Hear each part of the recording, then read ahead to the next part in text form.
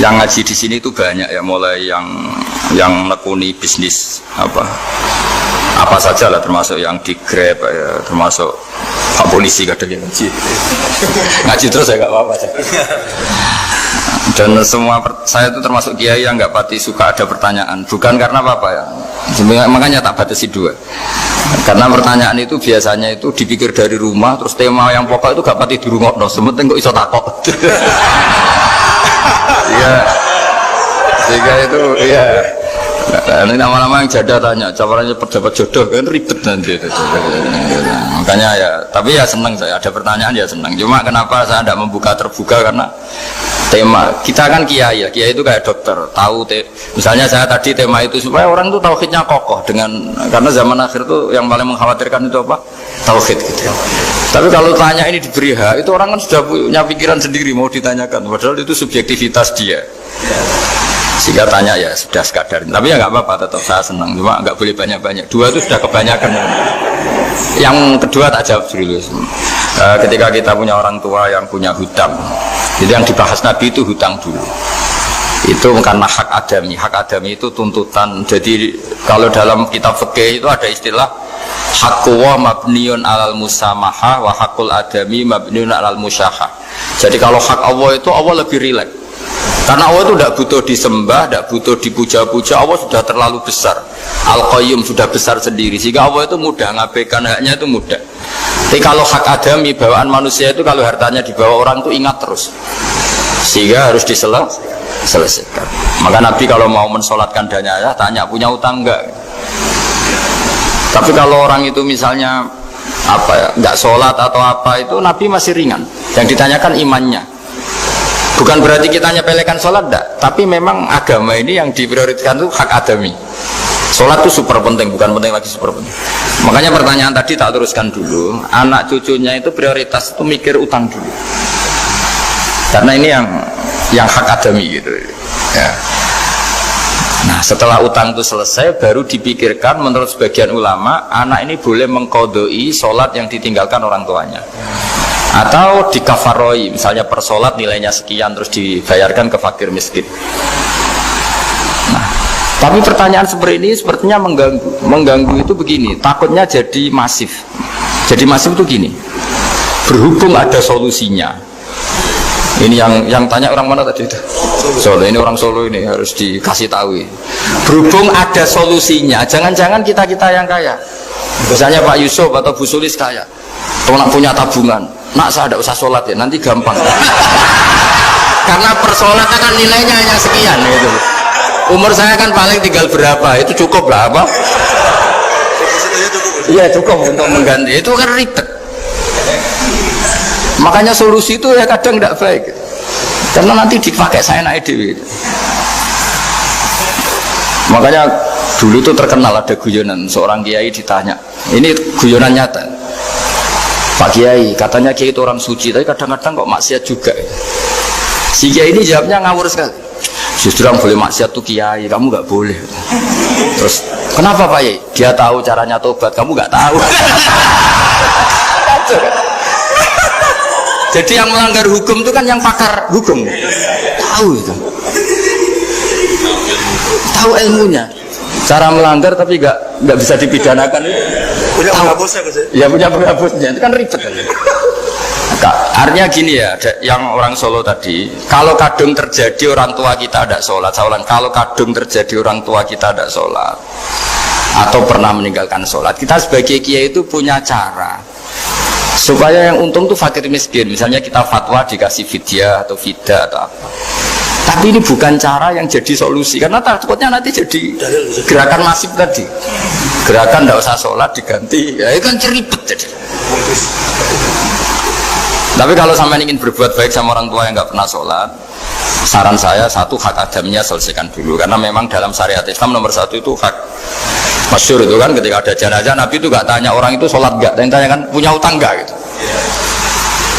Sehingga kalau di kampung-kampung di mana-mana kalau ngelepas jenazah kan, kalau ada hak adami diambil alih keluarga supaya mayit ini ketemu Allah tanpa ada hak adami kan gitu, semuanya kan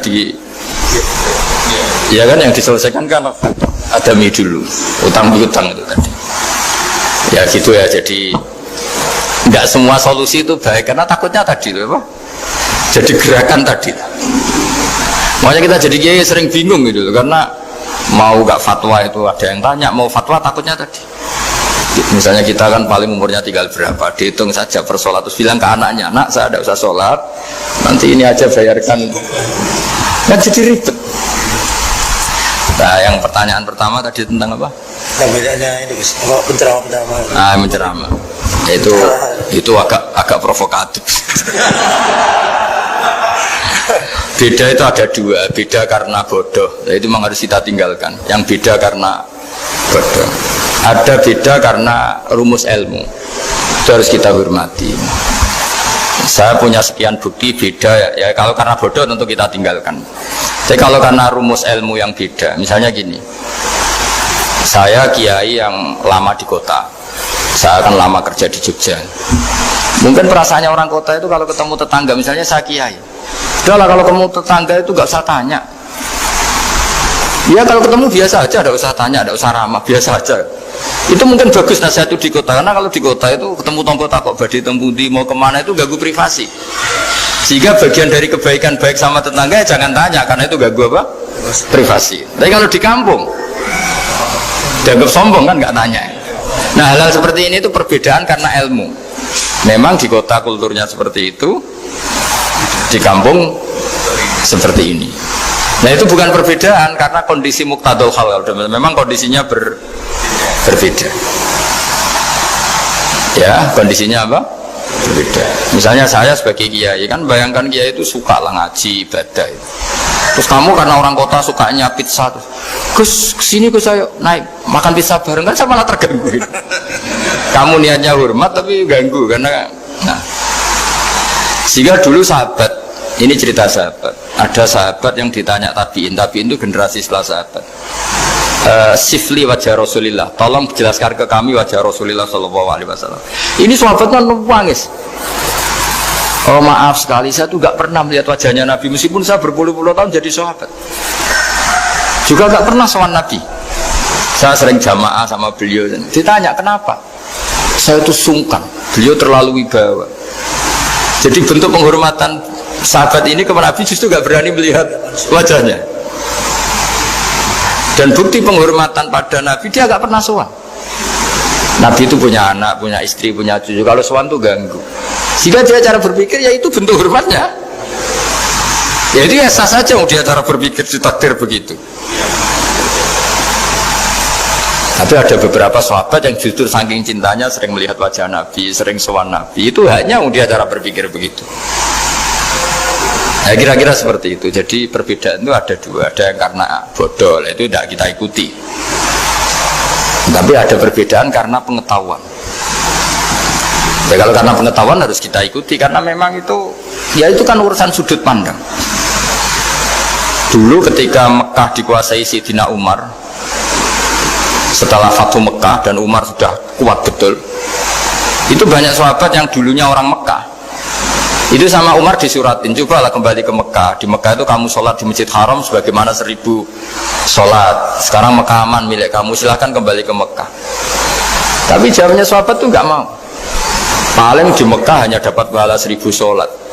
Tapi kalau mengislamkan orang di daerah-daerah pedalaman itu Dabul Anbiya.